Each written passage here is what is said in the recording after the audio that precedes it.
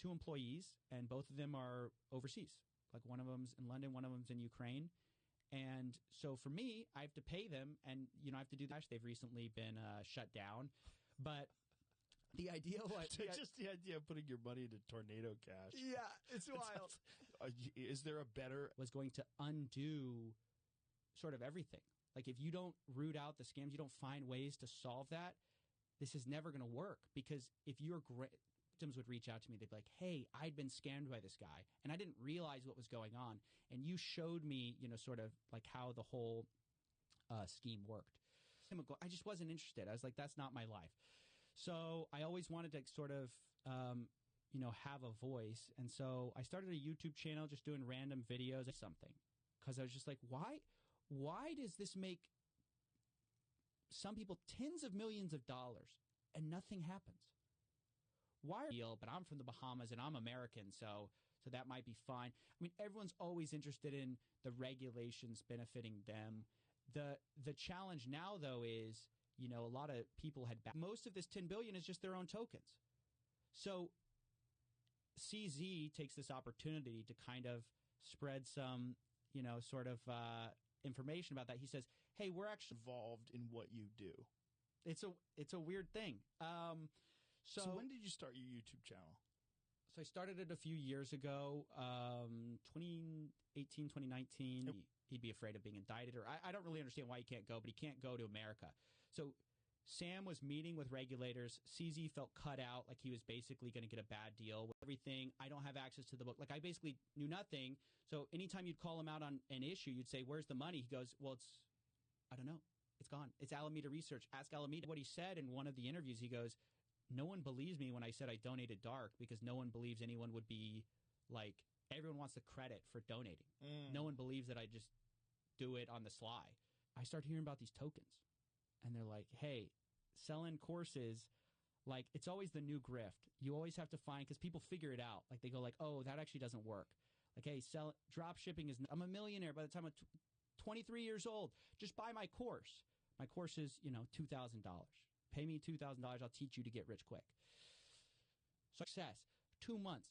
You're going to be making 5 figures a month. 10 months, maybe 6 figures a month. And I've done it for people before. That's the social proof. I've shown people how to do this.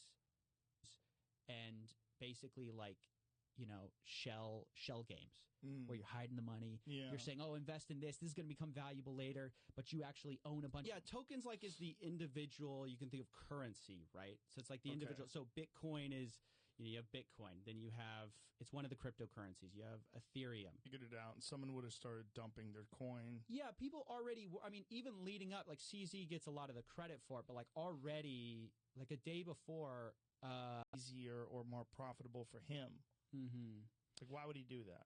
I'm not as familiar with the regulation side of things. People were talking about that a lot.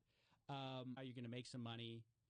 And so people invested in FTX thinking that this is going to be a safe platform. This kid is smarter than everyone else. FTX's influence went from the Bahamas reaching into the United States, while technically not really being regulated by the United States. Yeah, they were the number 2 donor to the Democratic Party. Really taking that, maybe some of them were taking it seriously, but not enough. So if FTX didn't encourage regulation and CZ didn't get upset at that. Literally had a $10 billion account that he mislabeled with Alameda Research. Mislabeled? Yeah, they're like, "Hey, don't work a 9-to-5 job, like be free like me." And I'm like, "You're here on a Sunday at like 5 p.m. How free are you really? Like, you're just middleman, because there's no one who controls like Bitcoin. Like no one can say like no to a transaction. Now it's like there's nothing to stop you from sending that money, and then you, like, the house always wins, right? So when FTX was taking off, it just seemed like everyone who was someone was backing him. So then it was okay. And then I think a lot of these people deferred the person in the space to where people thought, okay, well, if he's saying it, he's a guy who only says positive things about crypto because he's a crypto executive. So if he's saying there might be problems, there's probably some problems. But actually, campaign finance laws, I've heard are pretty weak. I forget the name of the law, but it was passed in like the early 2000s, 2010s maybe, where it actually became very easy to donate to companies. So they have to report everything.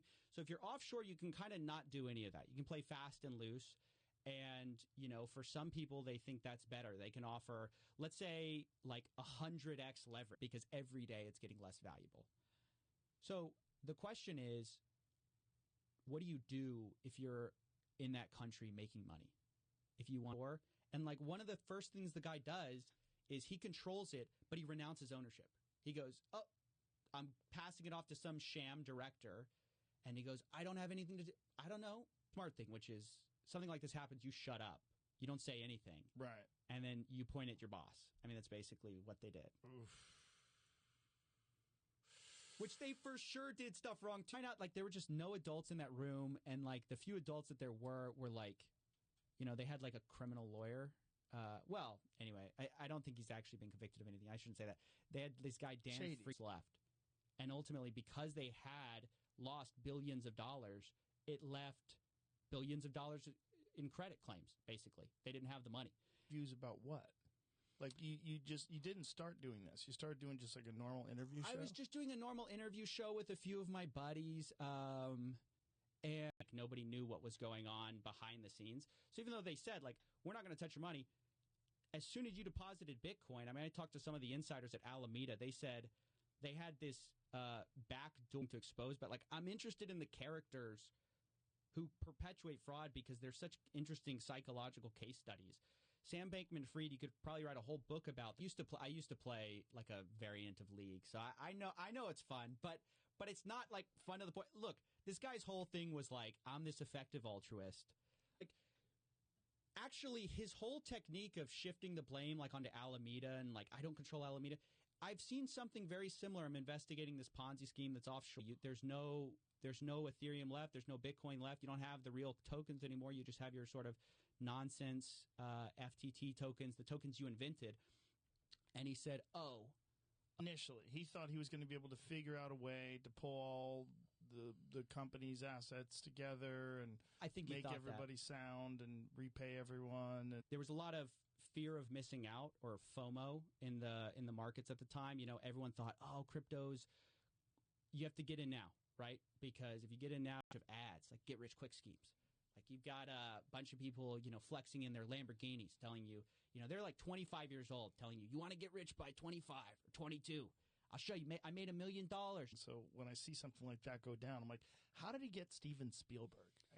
How does someone like a Bernie Madoff or Sam Bankman-Fried, how does he get these people to do this? It's bizarre that so many people got duped. And I felt the same way about Bernie Madoff. I'm not a financially aware person. I'm not into the market. I don't follow these things. Just kind of grifting here. And so, but you'd see him in nice cars, and so I was like, what am I looking at? And then as I'm doing my YouTube show, I'm like, I get fed a bunch of lateral like dollars or like some asset. We'll give you FTT tokens, which is their own invented coin, and that should have value if anything goes wrong. And people were accepting that as value. This stuff went down. And a report comes out from CoinDesk where it shows FTX's balance sheet. It shows actually what tokens they have. For one of the first times, it was kind of, you're like, it's this magic internet money. Magic. How do you get some of that? How do you get some of that magic internet money? Well, you have to go somewhere to buy it. And so it's a crypto exchange is where you kind of go. You put your fiat service that said, you cannot move. Like, when I deposit with you, you're not going to touch my money. And I said, Sam, if that's true, where's the money of all these people? It's wire transfer, and it's kind of expensive to do these. Like, you pay all these fees for wire transfers.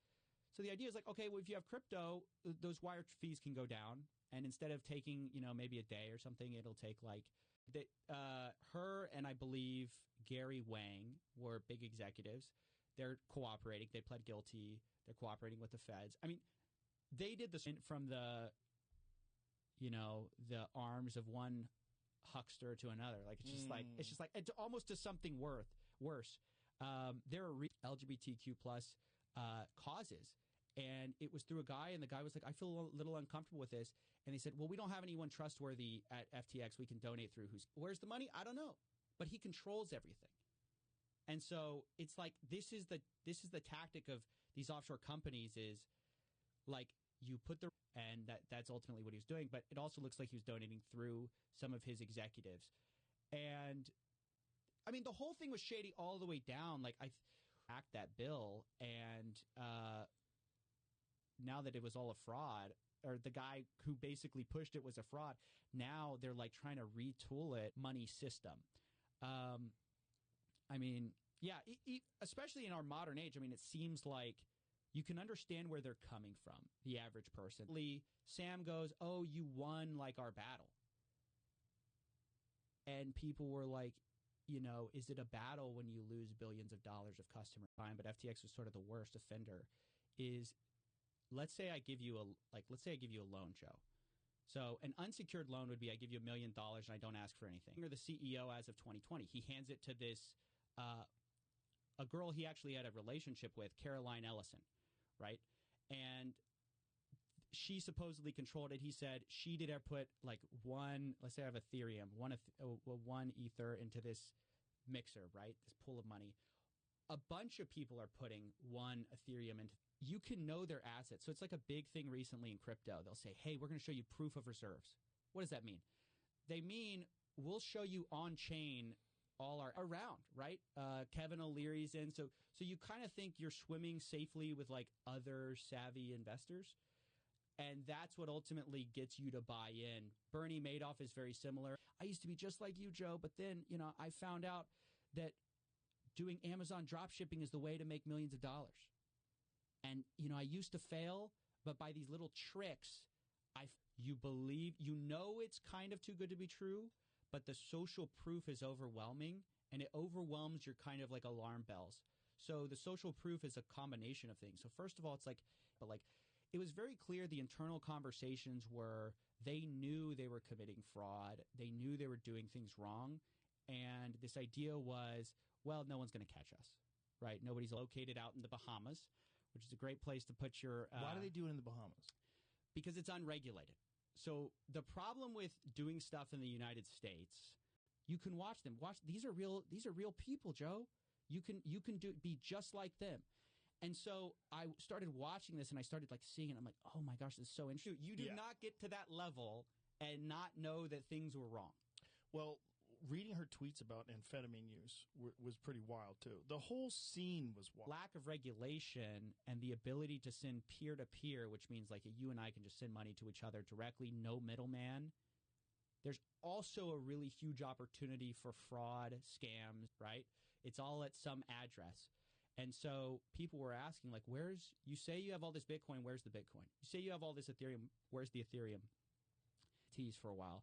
But like, so I eventually like pivoted into this crypto direction and learned all about that. But it started just from a curiosity about scammers. And I wanted somebody to say it wasn't a scam. I've said this before because I root for nerds to like be that successful, that you just completely living outside the norms of society, just fucking of was going on. Now he's still like trying to say he did nothing wrong.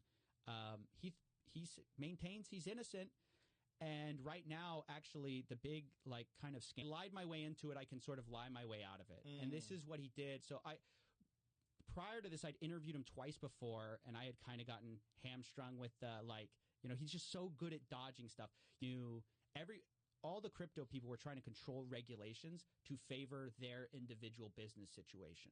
And so CZ felt like he was being cut out in Washington, make something work. If it's going to go to the public, you have to solve all these issues. And unfortunately, we saw crypto kind of go mainstream before they had they kind of shut down. Myself and some other people were saying, like, we think they're insolvent because we had taken a look at their numbers. And we said, there's no way they have the money for this. They don't have the token, caught. In my view, what he did was criminal. That's why I started. But it hasn't been prosecuted or anything like that. But he's on a leaked private call. Everyone can go listen to it yourself. It's just this with regulators. They were all Sam was working really closely with regulators to try to get regulations passed. And CZ felt like he was cut out.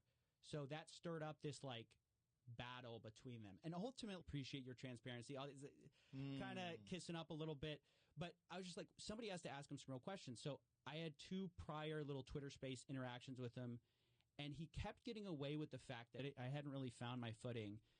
But throughout my entire life, I had kind of had this relationship with like hucksters and fraud where, you know, when I was in high school, my mom got thyroid cancer. To like, if you're Alameda Research and you're funneling money through a personal investor, that I think is the problem.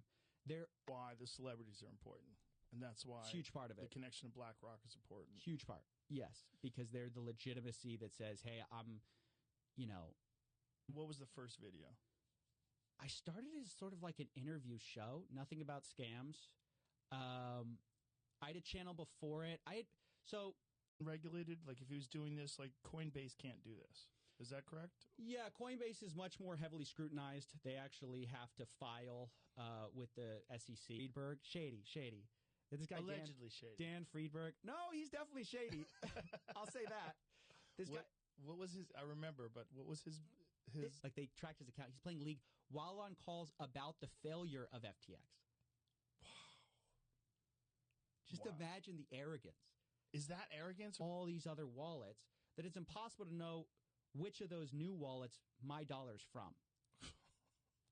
It's like it's just crazy. It's a crazy idea. His kid, who you listen to him talk, he has an answer for everything. He's so articulate. He's so knowledgeable. Like I listened to previous interviews before he got busted. Very treatable kind of cancer, and she's fine. But at the time I watched her as she's like gets this diagnosis, gets swept up with all these hucksters who are telling her that the way to treat thyroid cancer. And why is so much of your balance sheet made up of your own tokens? It's a big question. So one of the things that FTX had done, and a lot of companies were doing at the time, these exchanges where it was worth more. So he was arbitraging this difference in prices. And then after he made his money that way, you have Dogecoin, you have SafeMoon, you have FTT, which is what FTX was using as their native token. So a lot of these guys, you'll start a crypto exchange and then you'll launch your own token that people can invest in, sort of like they're investing almost in your crypto exchange. And so that was actually one of the ways that FTX is inevitable. So something to understand. FTX was insolvent long before it was realized that they were insolvent. Right? So I hate doctors so much, and it always seems to like end up with a sales pitch. Like it never was like, hey, let me just give you this free thing. It was like always like there's a catch. Mm-hmm. So I didn't, and it just was kind of, I was just trying to find my way. I was just trying to like, even before that, I had done a show where I was like trying to break down these topics. I was like, they have to say what they have, where they're putting their money. They're subject to more regulation about like how they take care of customer deposits. One of the big things with FTX was they told people, hey, you put your money with us. We're not going to touch it. We're not going to move it. That's what FTX, like you have $1, I'll let you trade with $100. And that's going to be like one reason you come to my offshore exchange. I can offer you more leverage than the guys who are like, you know, gotten away with it. So many of these scams are like these issues of either regulators not having time, not having the resources. What I know is everyone's always interested in pulling up the ladder after them and like building the kind of the rule book around like, hey, like if you're from this certain jurisdiction that we're a part of, you're fine. If you're not, like reputable people like BlackRock, Sequoia Capital, they all invest in this guy. Kevin O'Leary famously promoted it for like $18 million. They gave him $18 million to promote it? He says they're setting it up with like, I used to be broke like you. Well, that's a strategy. A lot of these guys were never broke, right? It's just part of the story you have to tell to be really effective. It's like executives Ryan Salami or something. I think that's his last name. Salami. I don't know. I just don't know how to pronounce it. But he was like, yeah, the number 3 donor to the Republican Party. But it was all orchestrated through Sam. Sam, you withdraw, there's nothing tying your Ethereum to your particular address to like this random external address because you send it to a different one. He thinks he can reestablish control because he's so smart. He is such a good liar that he's like, I can just lie my way out of it. So I think that's why he ultimately talked. His idea was, if I have some reactions, but not much. What I noticed is it resonated with people beyond the views. If that makes sense. Mm-hmm. Like I was just like, there was something different about the reaction to it. Like, and you know, Vic, right? The inflation rate, I think, is like 75% or something like that. Like, it's an unimaginable, it's just out of control inflation. And if you hold on to your Turkish lira, you're in for a bad time. You put $100,000 into this little mixer, and then it sends $100,000 out later, and nobody knows where that money came from. What is a mixer? How does it work? It's interesting. So the most famous example is Tornado Cash. Do these trades that are profitable in crypto. So the way he first made his money was he did something where he bought Bitcoin in the U.S. and then he sold it on these Japanese. Is the experience of the lawyer that FTX then hires is like being complicit on a private call, leaked private call, trying to cover up this God mode scam. I'm blanking on the name right now. But A1Z? What is that? No. I'm sorry. I'm blanking on. It's this famous. I'm going to remember it right after I get out of here. It's one of the famous handle now is they're finding a bunch of campaign finance violations because he was trying to influence politics, U.S. politics. I mean, it's insane how deep. There's some of these people making hundreds of millions of dollars. People are miserable at the end of it, and nothing happens. And that was the start of my show. So you start just doing assets. You can check yourself. Like, I have $1 billion in USDC. Well, that's great. But it doesn't matter if I have $1 billion in crypto, Bitcoin, whatever, if I owe $2 billion. Right. You know what I mean? Right. It's like people get away with it. It's just there's too many people doing it. And you'll catch some people, but ultimately a lot of people will just basically skate by, even though by all rights they should have been. After the fact, he's like he's still playing video games, and you're like, can you have the decency to get off the video game and talk to people? So bizarre. It's just so bizarre. Is not surgery. You can just treat it naturally. Just don't worry about, hey, don't listen to the doctors. Don't listen to your general practitioner. You can just treat it with like colloidal silver. Or you were a grandma who just put one Bitcoin on there, or, more likely the grandson. He treated all the accounts the same. So when everyone came running for the money, they just withdrew until nothing was. Chemtrails. Let me say this. If it's too good to be true, if they're offering market returns that you want to believe in, you go, man, I want to believe this is real. How does a guy like that not wind up getting indicted? I ask myself that every day. so many. Is it a matter of time, or is it it means playing League of Legends while on investor calls? Like, at the time, that was seen as this charming, genius thing. On calls. You could hear even actually. Okay. The fact that they were all living together and fucking each other in this giant penthouse, this $40 billion penthouse.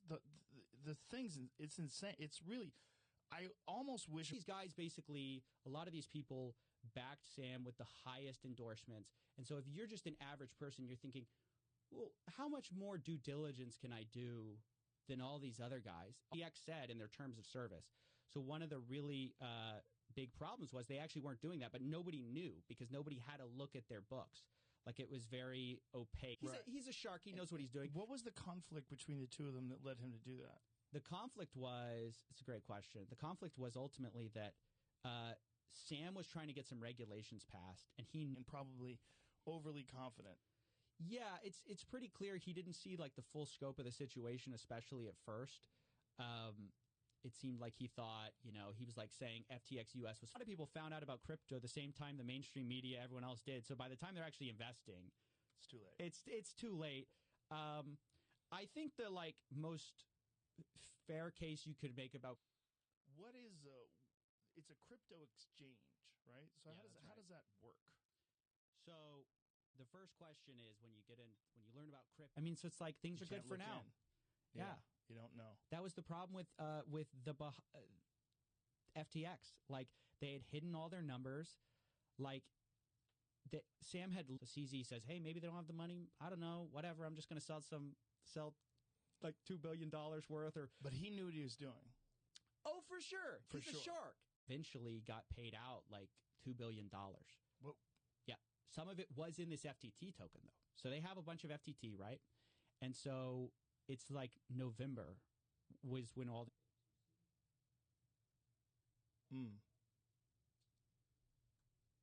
Jamie's looking it up. I thought I knew it off the top of my head, and now I don't want to say the wrong one. A16Z. A16.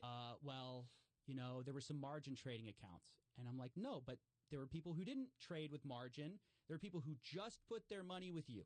And they wanted on and a lot of ums and ahs, and you just kept on him.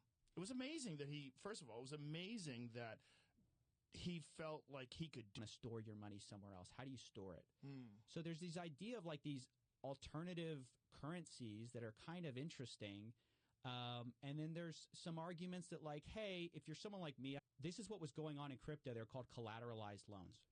But what FTX was doing was they were saying, hey, like, we'll take $1 million from you, but instead of giving you, we're just going to do a few transactions through your name. That just came out in a press release. It's the new charges. He was basically like they call them straw donors, because it's like, if I give money to you to give basically screaming about, all these scammers online.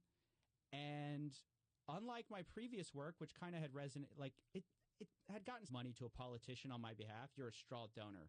You're not really a donor. So Alameda was using customer funds to pay off politicians in order to try to get favorable. Senator's office reached out to me. They're like, what do you think about this? And I was like, I don't know, man. You guys have to, this is y'all's thing to figure out. Ultimately, y'all can take that money and you can send it to what's called a mixer, which is this like fancy language for a way to like anonymize your transaction. Like you put it to their other friends. They're all saying it's okay. Let me put money in. And it's just a huge case study that just because other people know Coinbase or something like that. Right. So FTX launches. Let's start with who Sam Bankman-Fried is. He's kind of at the center of all of this. Sam Bankman-Fried is this guy who he's the son of two Harvard lawyers, FTT tokens, and pay everybody out. Oh, that's what he thought? He's on amphetamines, right? So he can't be thinking totally clearly and go back to making money again. I don't think he thought he would repay everyone, but everyone thought like, oh, we'll just enter Chapter 11 bankruptcy. We'll restructure the company. We'll reopen. We'll just turn all the debt into new. It wasn't like he was some random fly-by-night guy. He was well respected in the Wall Street space. People thought he might take over the SEC after like the current person had stepped down. They thought he was going to take it over. Whoa. Like what they wanted to store some Bitcoin with Tom Brady. They wanted to be alongside Tom Brady. So he's like, there was fungibility between wallets. He cleaned up on all his own customers, just basically taking their money. Like, oh, I know exactly when to fold. I know exactly when to bet. So he had God mode enabled, and then they found out that money for some type of crypto token. There's a lot of different tokens out there. And explain tokens, because I don't understand tokens. I know there's crypto and there's tokens. Like, what is the difference between the two? Money. Like, well, how can you view this as a battle? Like, but he viewed it as like we're sparring partners. Like, and you won this round or you won the war. Because he thinks this is going to go on forever. Now I can just send you $100K. It's going to take me 5 minutes. So that's why when people like kidnap people's data and things along those lines, they'd like to get paid.